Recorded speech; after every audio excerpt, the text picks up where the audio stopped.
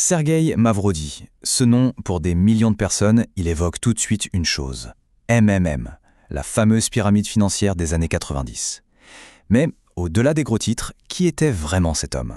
C'est ce qu'on va essayer de comprendre en se basant sur ses propres mots pour tenter de percer le mystère d'un personnage, plein de contradictions.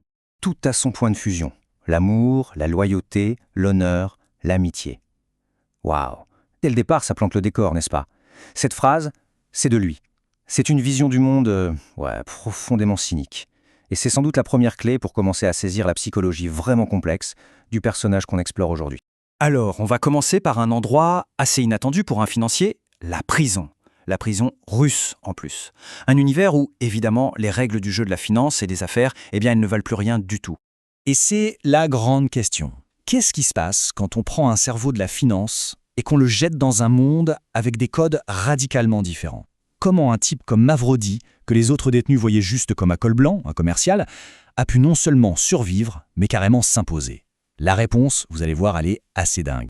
Ok, petit point de contexte, c'est super important. Pour comprendre ce qui va suivre, il faut savoir ce que sont les Voriv Zakonais.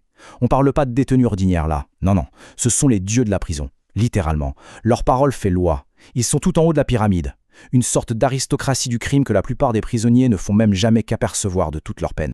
Et c'est là que l'histoire devient complètement folle. Mavrodi, le commercial, non seulement il a rencontré ces figures quasi mythiques, mais il a gagné leur respect. On parle d'un Vor qui le déclare être son ami personnel, d'un autre qui lui offre sa protection totale. Et le clou du spectacle, un codétenu, un tueur, qui dit de lui que c'est l'homme le plus dur qu'il ait jamais vu. Pour un type comme lui, c'est juste du jamais vu. La question c'est comment? Comment il a fait?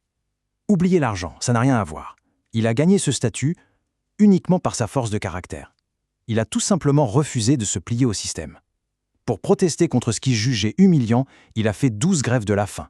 12, dont une sèche, c'est-à-dire sans eau, pendant 8 jours. Imaginez le truc! C'est un défi physique et mental tellement extrême que ça a forcé le respect des plus durs à cuire.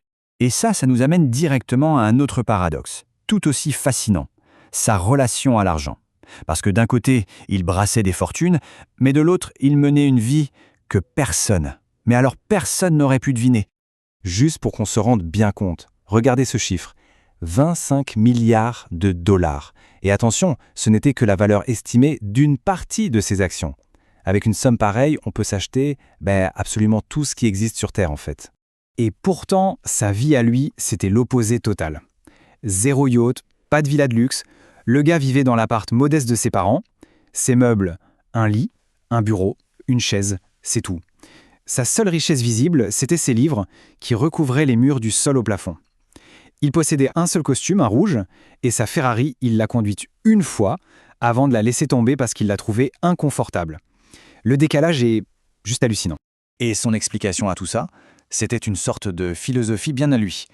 Quand tout est accessible, on ne veut rien. Au sommet, il y a le vide. En gros, pour lui, le désir n'existe que pour ce qui est hors de portée. Une fois qu'on peut tout s'offrir, plus rien n'a de saveur. C'est le vide.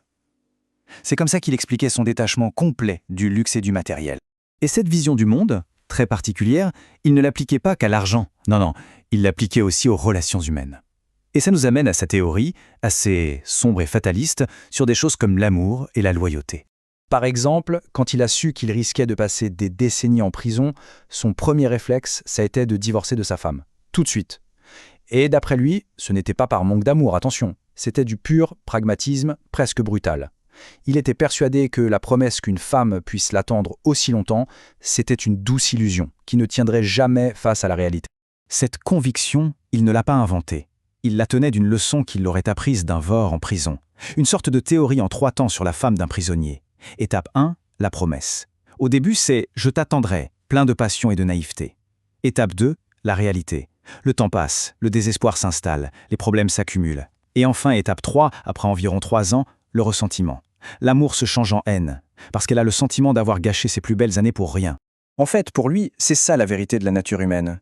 Il y a des abîmes dans lesquels les gens feraient mieux de ne pas regarder, car il n'y a rien d'autre que de la saleté, de la trahison et des mensonges. C'est sa conclusion. Pour lui, l'honneur, la loyauté et tout ça, ce sont juste des illusions fragiles. Dès que la pression est assez forte, tout s'effondre.